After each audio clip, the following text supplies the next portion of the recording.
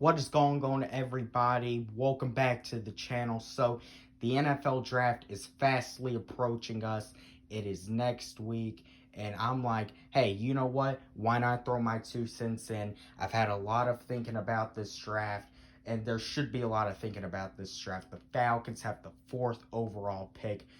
It's the first time we've had a top 5 pick in the draft since the year we drafted Matt Ryan in 2008. So, with a new head coach, a new GM, there's a lot to think about. What do we do at number 4? What do we do later in the draft?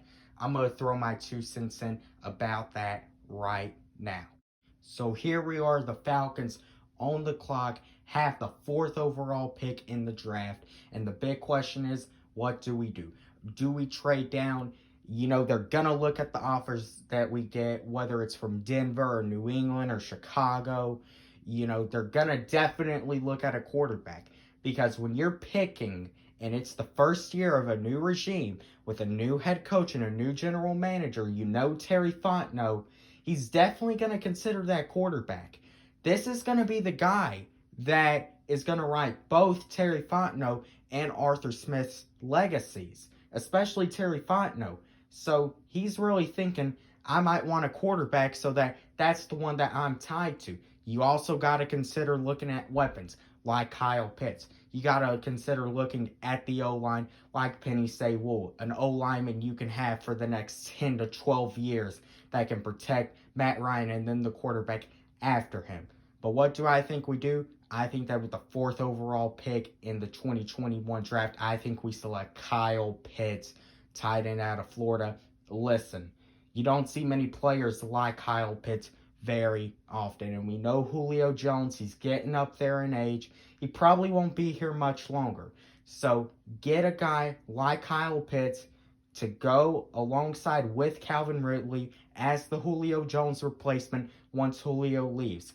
Listen, I know you could go with the quarterback. I know you could go with Penny Sewell, who would honestly probably be the most safest pick at 4. But Terry Fontenot has said all offseason long, we're going to take the best player. We're not reaching for need. And taking the best player is taking a risk. And you want to take a risk on a guy like Kyle Pitts. Now, Kyle Pitts has it all set up for him. And he said himself, he's going to be the best to ever do it when it's all said and done. You want a guy with that confidence here in Atlanta to make the big plays with an already loaded receiving core with Calvin Ridley. And if Julio Jones can come back healthy and not miss half the season this year, we could have Julio Jones out there and be a big weapon for Arthur Smith's offense. So with the 4th overall pick, I think the Falcons select Kyle Pitts, the tight end out of Florida. So now it is night 2. We are on the clock again, pick 35 in the 2nd round. And this is really where you can start looking at those needs, those places that you need to fill the gaps at, while also still looking at some leftover talent that could have gone in the 1st round. So you can look at running backs. If Najee Harris is still on the board, you definitely want to look at him. You want to look at edge rushers. But I believe that the Falcons, with the 35th pick, will select Jamin Davis, linebacker out of Kentucky. Now, you might say, we don't need a linebacker. We got Deion Jones. We got Foye Oluokun. We got Michael Walker, who definitely has a lot of room to develop. I know, but Dean Pease is going to want to run a 3-4 defense. He's known for a 3-4. He likes to run those hybrid schemes. And also, you see what's going on over there in Tampa Bay with Levante David and Devin White. Who's to say we can't have Deion Jones and Jamin Davis, a dude who loves the game of football? I actually saw a report a few days ago that it would get to a point where he would be carrying around a football more than he would be carrying around books for school. So that's a guy who really loves the game, a guy with passion, and that's who we need on this football team to win us a championship. So I believe that with the 35th pick in the NFL draft, the Atlanta Falcons will go out and get Jamin Davis, pair him up with Deion Jones, and let's see how that looks for opposing offenses. So here we are, the Falcons on the clock again in the third round, pick 68. And in the third round is when you really have to start going out and find those diamonds in the rough to benefit your football team. So we all know that the secondary has been a big pain in the ass for really the past 3 years with this team. So I mock the Falcons at pick 68, taking TCU safety Ardarius Washington. Ardarius Washington is a guy who plays very aggressive, but he's also not that big in size. So you let him develop under a very experienced defensive coordinator in Dean Pease. And if it doesn't necessarily work at safety, you can move him over to nickel cornerback.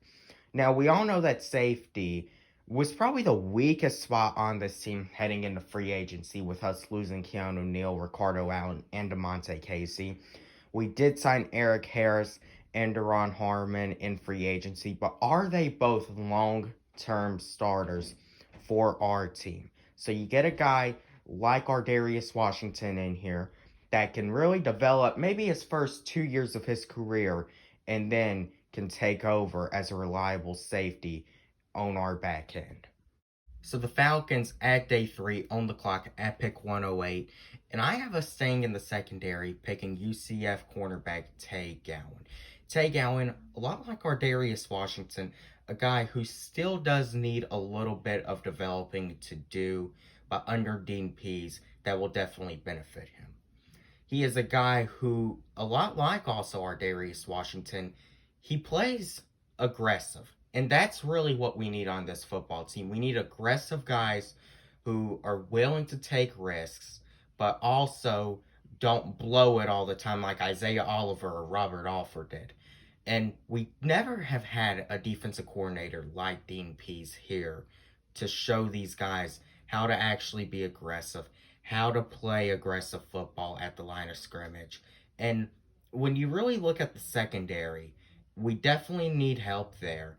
As I've said, it's been a big pain in the ass. You pair Tay Gowan with A.J. Terrell, and that could be a reliable cornerback duo for years to come here in Atlanta. So we're on the clock again, pick 148, and it's time to address the O-line. Now, the O-line has been, along with the defense, the biggest problem on this football team the past 3 years, and why we haven't made the playoffs and be able to contend for a championship. We've gotten our asses eaten up by opposing defensive lines, and it's time that we fix that. So we all know that we lost Alex Mack this past offseason. He signed with the 49ers. And Matt Hennessy, we drafted him last year in the third round, assuming he's going to be at center. I know he got eaten up pretty badly in that game against Kansas City, but he did keep going. And with a new coach and staff, we really want to see if he can develop, but we want to get a guard beside him, which is why I have the Falcons mock to take guard Aaron Banks out of Notre Dame. He's a really big guy. He's tall. He weighs, I believe, 315 pounds, and he is a unit because you got to keep your quarterback protected. You can have amazing weapons, and you can even have a good defense. But if you don't have a good O-line, the risk of your quarterback getting injured, and I know Matt Ryan's only missed 3 games in his career, but as he gets up there in age, you want to keep him protected on the right side, and even after Matt Ryan, who's going to be our quarterback. So you want to get yourself an offensive lineman that can develop into his own and be a pretty serviceable lineman for the next at least 5 years here in Atlanta. So these next 2 picks 182 and 183, the Falcons will be on the clock for both of them. So starting off with pick 182, we haven't addressed the defensive line yet in this draft. And we all know that the pass rush, it's a key part to winning a championship in the NFL. Look at what the Bucs did to Patrick Mahomes. They did something that had never been done before. And I know Todd Bowles was coaching that defense, but they pressured Mahomes all night. And that had a key part to do with them winning the Super Bowl. So I think that the Falcons in the 5th round, they will finally address the pass rush, drafting Pittsburgh edge rusher, Patrick Jones II. I know he is more of a 4-3 type guy, but Dean Pease also does like to run those 4-3s, and you can also develop him into a 3-4 guy. You know, we really need to be able to get these guys that we can develop into good players for our football team to help us win championships. And we have to find those players in the 3rd through 5th round, mainly that can help us with long-term success. And Patrick Jones is one of those guys. He's got the size to really be an outside linebacker, although he is not. He's, as I said, a 4-3 guy. You can see how he can do and try to develop him into more than just a 4-3 edge rusher. But when you are going to use those 4-3 sets, that is going to be good, lining him up alongside Grady Jarrett on the defensive line. And then pick 183, I have us taking Oregon State running back Jermar Jefferson. Listen, the running game has been a huge problem here in Atlanta. We had Todd Gurley last year. Everyone, including myself, thought he was going to do way more than he did. He didn't even score a touchdown after our bye week. So, signing Mike Davis this offseason, it was a good signing, but you need someone to go beside him in the running back depth chart. And Jermar Jefferson, a guy who can gain those yards and can really change the pace for the offense. You know, he's not one of these big, flashy running backs like Najee Harris or Travis Etienne, but he is a guy who you can develop in an Arthur Smith offense that is very favorable to the running game. So you pair him with Mike Davis for a year or two, let him learn something from a veteran running back, and then you see how he does as that lead back in potentially 2 years. So the Falcons right back on the clock, pick 187, the beginning of the 6th round. And I'm going to go back to the defensive side of the trenches and pick Ohio State edge rusher Jonathan Cooper.